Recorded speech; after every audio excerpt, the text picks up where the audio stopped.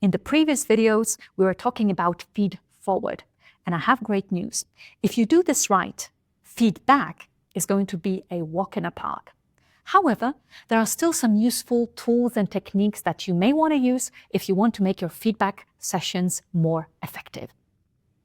So let's kick it off with the most important thing you need to give effective feedback: trust. To demonstrate just how important trust is in feedback conversations, I want you to imagine a person you trust. I hope you have that image in your mind.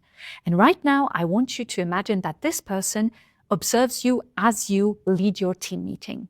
And after, they come to you and say, "Wow, this was fantastic. I didn't know you could do this.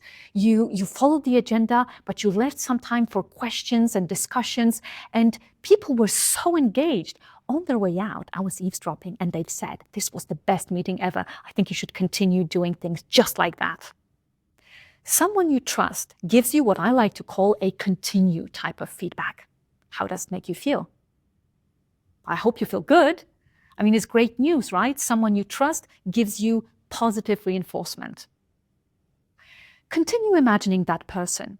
This time round, they come to you after a team meeting and they say, "Listen, I don't really know how to say this.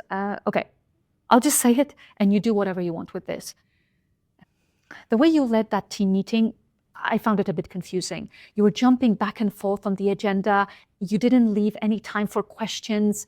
And on the way out, people were confused. Like they were asking, what was this all about? I'm sorry. I know it can be a bit hurtful, but I thought you should know." A person you trust tries to help you by telling you what you should change. How does it make you feel?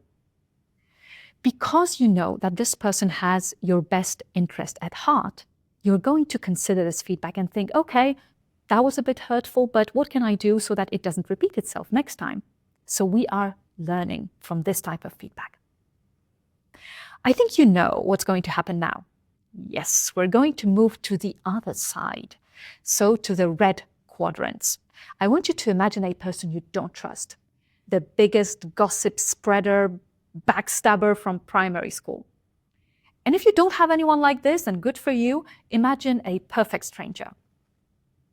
So someone you don't trust observes you during a team meeting, and after they come to you and say, "Wow, I didn't know team meetings could be that good. You followed the agenda, but you left some time for debate, and people on their way out were saying that it was the best meeting ever." How do you feel? I would be suspicious. Why are you saying this? What do you want from me? How interesting is that? Someone you trust tells you this, and then you're happy. Someone you don't trust tells you this, and you're suspicious. I would argue it's even worse when someone you don't trust tries to help you by giving you some useful pointers on how you could change things. Talk to the hand. You don't know me. You don't know my team. Who are you to tell me how I should change things? Why am I talking about this? As people managers, the question I want you to ask yourselves is, the person that I want to give feedback to, do they trust me? Because it doesn't matter what techniques you use. If they don't trust you, you're going to end up on the red side of this graph. They will not want to listen to it, or they will just dismiss it and think, what do you want? I hope this video has proven how important trust is in feedback conversations. And if you are still unsure if your team trusts you or not, I really encourage you to watch my series of videos on trust, where I talk about how you can build trust and how you can evaluate the level of trust between you and someone you work with.